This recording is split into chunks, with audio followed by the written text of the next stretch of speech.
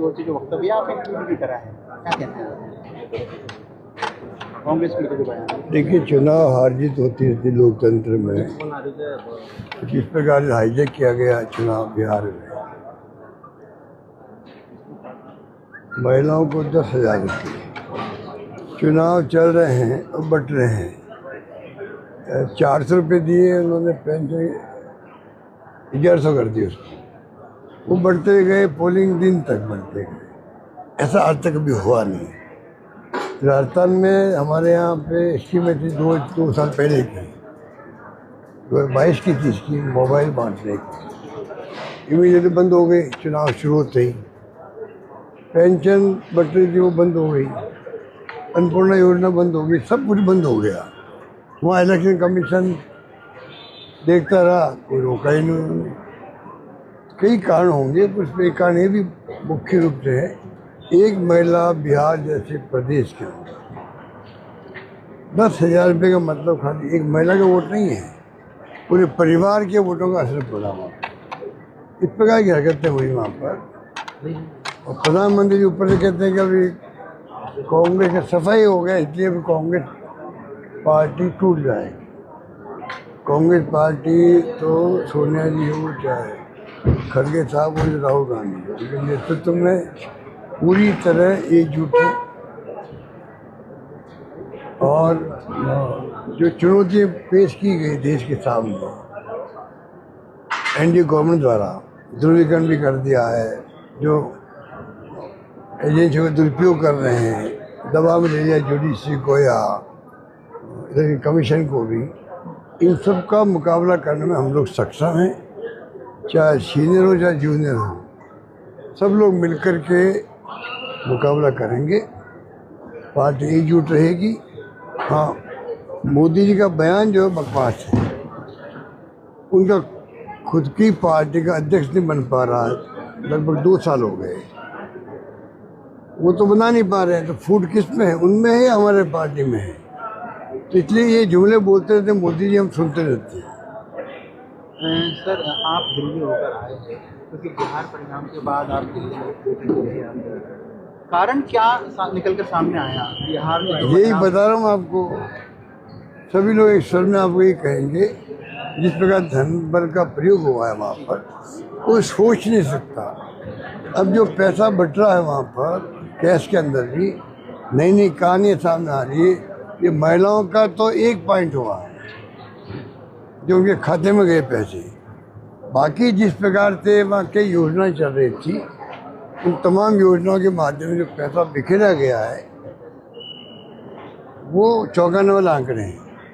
Sir, Naresh Meena ने अंतर चुनाव को लेकर कहा कि धन बल से ये चुनाव जीता गया है, भ्रष्टाचार के सारे ये चुनाव जीता गया है। ये नरेश मीणा का कांग्रेस से आरोप है। देखिए, प्योरली अंता बाई इलेक्शन वर्तमान सरकार की फेलियर से जीता गया। जो हर गांव में अभी कांग्रेस सरकार जब हमारी थी, जब हमने योजना चालू की, उसकी चर्चा पूरे मुल्क में है, उसका बहुत बड़ा प्रभाव आज भी है। लोग पश्चाताप भी करते हैं कि सरकार चली गई, और नई सरकार क्योंकि गवर्नेंस सही नहीं, कोई सुशासन नहीं है।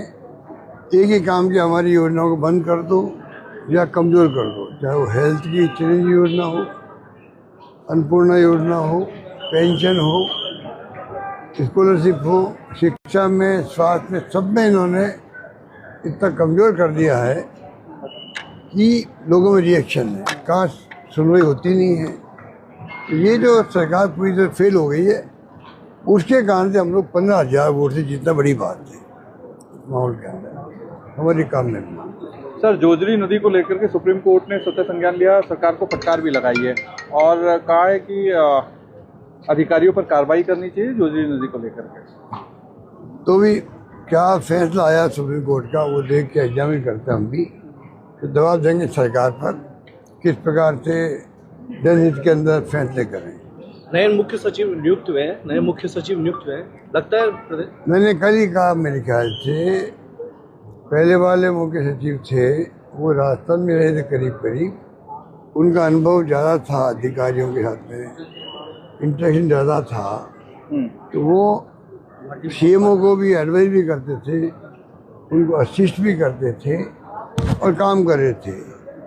नए वाले बहुत ही अच्छे इंसान हैं, जानता हूँ इनको मैं, पर ये 15-20 साल से बाहर है, तो इनका एक लिंक नहीं है अधिकारियों के साथ में, तारतम्य नहीं है।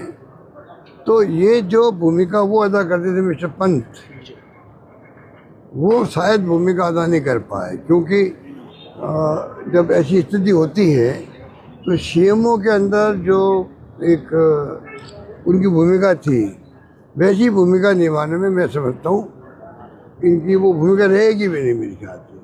प्रिंसिपल सेक्रेटरी, सीएम, जो सीएमओ में है अधिकारी है, उनको ज़्यादा जिम्मेदारी लेनी पड़ेगी।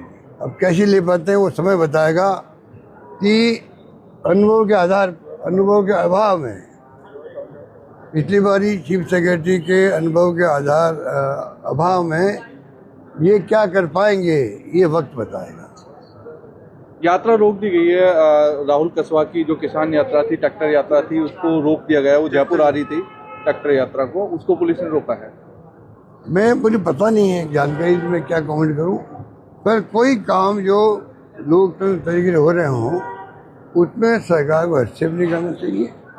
सरकार को जो धरना हो रहे हैं, प्रदर्शन हो रहे हैं, यात्रा निकलती है, विपक्ष वाले निकालेंगे, उनकी मांग क्या है, गहरे में जाना चाहिए, सरकार को हल करने का प्रयास करना चाहिए, रोकने की बजाय। भाई जो इनके लोकतंत्र में यकीन तो है नहीं, इसे कुछ भी कर सकते हैं। सर, राजस्थान में जो एसएमएस मेडिकल कॉलेज से जुड़े जो अस्पताल थे, उन तमाम अस्पतालों के अधीक्षकों ने इस्तीफा दिया है। जो नया नियम बनाया है कि जो प्रिंसिपल है या अधीक्षक है वो निजी प्रैक्टिस नहीं कर पाएंगे, उसके विरोध में आज उन्होंने तमाम जो उससे जुड़े हुए एसएमएस मेडिकल कॉलेज से जुड़े अधीक्षक थे उन्होंने इस्तीफा दिया। मुझे इसके बारे में कोई जानकारी नहीं है। मैं इतना कह सकता हूँ कि सरकार की प्रायोरिटी जो हेल्थ होना चाहिए, क्योंकि बीमारी हर घर में आ सकती है और बहुत कॉस्टली इलाज होता है। तो हमारी स्कीम का इतना फ़ायदा मिला गरीब को, गांव को, सभी वर्गों को, क्योंकि हमारी स्कीम हिंदुस्तान में लोग समझ नहीं रहे हैं, एकमात्र स्कीम है राजस्थान की जो पूरे प्रदेशवासियों के लिए है।